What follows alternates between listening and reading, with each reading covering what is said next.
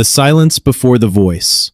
That's where this story lives. Good morning, angels. Good morning, Charlie. A face nobody ever saw. A voice that stopped a generation cold. 50 years, 5 seasons, 115 episodes. ABC once called this the single worst idea they'd ever been pitched. They were wrong, but they were wrong about a lot. Here's what the show never told you. One of them was declared dead while still alive. Her partner stood outside the hospital. COVID restrictions. He wasn't allowed in. One of them died the same morning as Michael Jackson. The world barely paused before moving on. One of them watched Meryl Streep win the Oscar for a role she'd been offered first. One of them walked onto the set in a t-shirt that mocked the woman she was hired to replace. One of them said no to a Bond film, no to Tim Burton, no to a Kim Basinger role, then quietly built a $200 million empire. 2026, the 50th anniversary of that first broadcast. Here's where they all actually ended up. Shelley Hack as Tiffany Wells. In 1997, Shelley Hack flew to Bosnia-Herzegovina, not for a film, not for a photo shoot. She supervised polling stations during the country's first post-war elections. She produced the first televised presidential debates in Bosnian history. In a country still learning what peace looked like. Nobody wrote about it. Nobody asked. Go back 13 years. She was the most recognized face in American advertising. The face of Revlon's Charlie perfume. That one campaign made Charlie the best-selling fragrance in the world. She had a history degree from Smith College. She'd studied archaeology in Australia. In 1979, she beat out Michelle Pfeiffer for the role of Tiffany Wells. Season 4. Her debut episode was #1 in the country that week. 5 months later, ABC let her go. The network wanted headlines. A new angel hunt was the answer. A business decision was made, she said later. I was the new kid on the block. She didn't fight it. Scorsese cast her in The King of Comedy in 1983. She starred in The Stepfather in 1987. She married director Harry Weiner. They built a production company together. Then Bosnia. 1 season on the most-watched show in America, then off to help rebuild a democracy from scratch. She's 78 now, still producing, still quiet about all of it. David Doyle as John Bosley. 2 generations knew his voice. Neither one knew his grief. David Doyle was from Omaha, Nebraska. He scored 6th in the state on his law school entrance exam. He chose theater. His college classmate at Nebraska was a young man named Johnny Carson. That friendship lasted a lifetime. He was 46 when he became Bosley. The steady one. The warm one. 5 seasons. All 115 episodes. The only male principal who lasted the full run. Here's what he carried through every one of them. In 1968, his wife Rachel fell down a staircase. She died. Their daughter Leah was 7. Doyle made a private vow. He'd never put a ring on another finger. A year later, a revival of South Pacific. A singer-dancer named Ann Nathan. He broke the vow. After Charlie's Angels, a new generation found him on Saturday mornings. Grandpa Lou Pickles on Nickelodeon's Rugrats. The same voice, a different warmth, an entirely different universe. The show dedicated an episode to him after his death. David Doyle died February 26, 1997. Sudden heart attack. He was 67. Steady enough to hold the whole show together, still carrying something private through all of it. John Forsythe as the voice of Charlie. Friday night, 11:30 p.m. Aaron Spelling was on the phone, desperate. The original Charlie was Gig Young, Oscar winner, Hollywood legend. He arrived at the studio that evening too drunk to read his lines. Spelling called Forsythe at home. I didn't even take my pajamas off, Forsythe said later. I just put on my topcoat and drove over to Fox. He recorded the full pilot that night, in his pajamas, under a coat, walked out, went home, became Charlie. Charlie's lines for a complete episode took minutes to record. Forsythe became the highest-paid actor on television, measured by the hour. He'd finish recording, eat in the Fox commissary, then head straight to Hollywood Park Racetrack. He sat on the board. He bred thoroughbreds. He never visited the Charlie's Angels set. One afternoon, at a tennis court across town, he bumped into Farrah Fawcett. She walked straight up to him, stopped. Charlie. I finally met Charlie. In 1981, Spelling called again. Dynasty. Blake Carrington. Forsythe appeared in all 220 episodes, the only cast member who did. When the feature film came out in 2000, he reprised the voice. The reported fee? $5 million. John Forsythe died April 1st, 2010. He was 92. Hired in pajamas at midnight. Kept the job for 30 years. Kate Jackson as Sabrina Duncan. The night Meryl Streep won the Oscar for Kramer vs. Kramer, Kate Jackson was on the Charlie's Angels set. That role had been hers first. Go back to 1975. Aaron Spelling is pitching the show. Kate Jackson is in his office.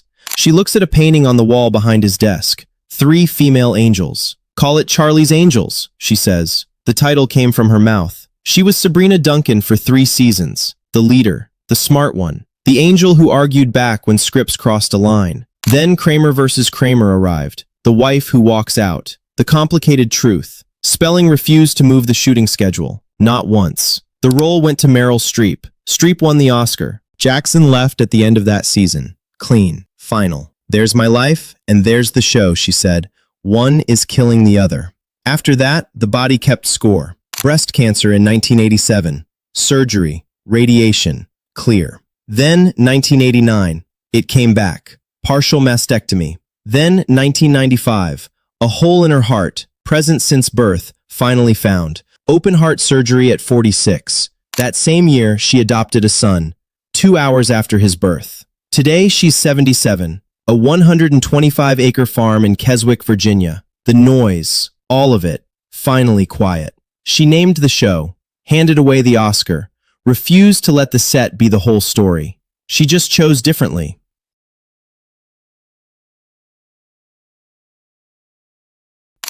Cheryl Ladd as Chris Monroe. On her first day on set, she walked in wearing a homemade t-shirt. It read, Farrah Fawcett Minor. That's everything you need to know about her. She was from Huron, South Dakota. Her mother was a waitress. Her father worked the railroad. Her first Hollywood credit? The singing voice of Melody Valentine on Josie and the Pussycats, billed as Cherie Moore. Now they were asking her to replace Farrah Fawcett, the most photographed woman in America. She didn't pretend. She didn't flinch. She wore the t-shirt and walked into the room. 4 seasons. She earned every one. But here's what most people never heard. In 1984, the producers of The Burning Bed came to Cheryl Ladd first. The role, a battered wife who kills her abusive husband.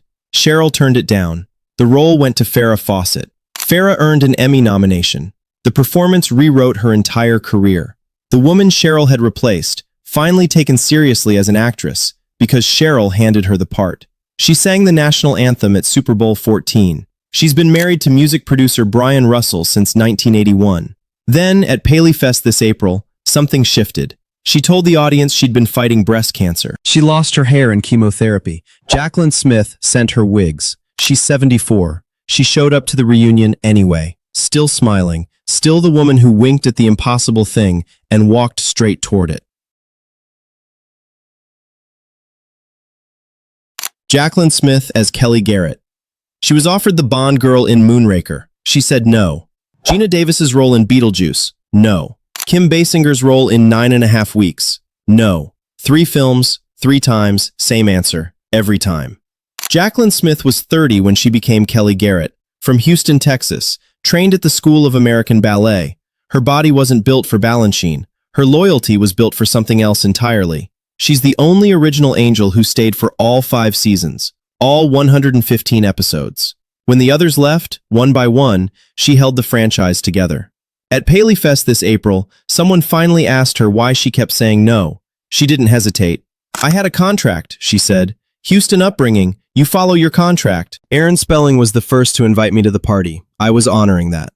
That was it, the whole answer. What she did with the years she stayed? In 1985, she launched a clothing line at Kmart. Not as a celebrity endorser, as a full creative partner. Design, fabric, distribution. At its peak, the line cleared $100 million a year. Home furnishings, perfume, wigs. Every celebrity brand empire you know came after her. She built the blueprint, 40 years before any of them. She got breast cancer in 2003. Lumpectomy, chemotherapy. She survived. The day Farrah Fawcett died, Jaclyn's mother was also dying. She couldn't attend the funeral. She's 80 now. Estimated net worth? Around $200 million. The only angel who kept every single promise she ever made.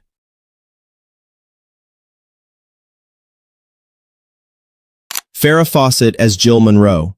June 25, 2009, 9:28 in the morning. Farrah Fawcett died. 5 hours later, Michael Jackson collapsed. By the next morning, the planet had one story. Farrah's name moved to paragraph 3. She'd spent 3 years filming her own death. Every frame made for the women who'd face cancer alone. She was eclipsed on her own death day. She'd known this might happen. She filmed it anyway. Go back to the beginning. She was 29 when she became Jill Monroe.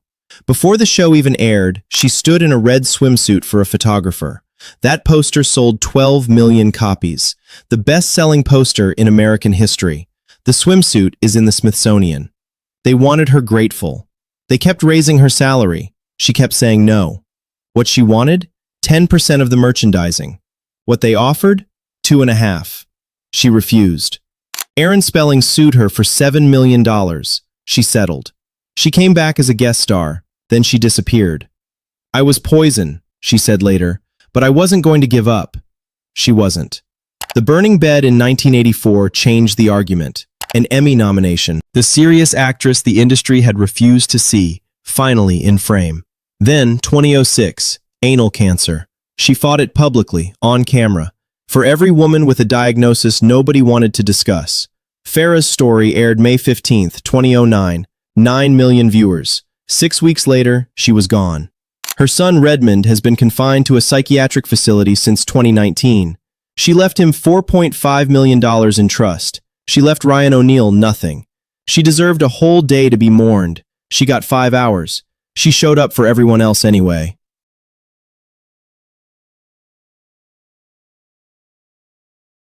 Tanya Roberts, as Julie Rogers. January 3, 2021. A publicist released a statement. Tanya Roberts had died. She hadn't. She was alive inside a room at Cedars-Sinai Medical Center. Barely, but breathing. Her partner, Lance O'Brien, 18 years by her side, was standing somewhere outside the building.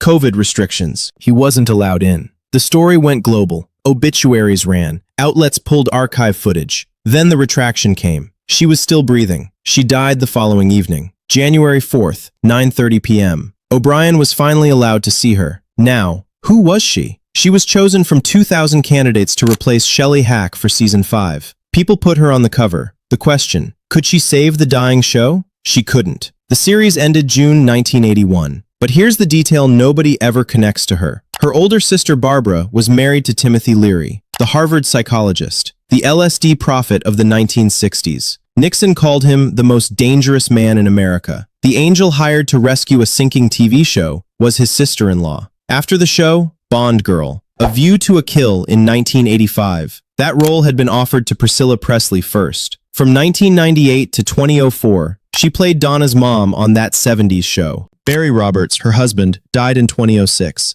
She spent the next 18 years with Lance O'Brien. She left him everything. Her family asked for ASPCA donations. She'd been an animal rights activist her whole life. She was declared dead before she was gone. She died, like everything she'd ever done, in a headline nobody saw coming.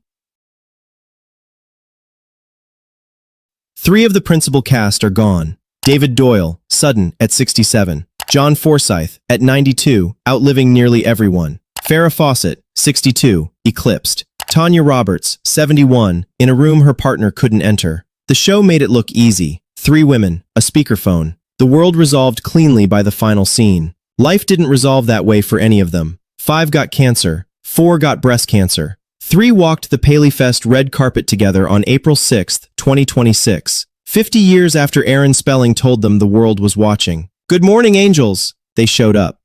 Which story stayed with you?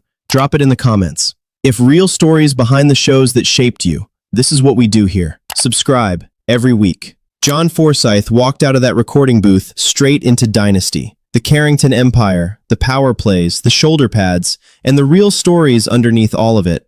That cast is next.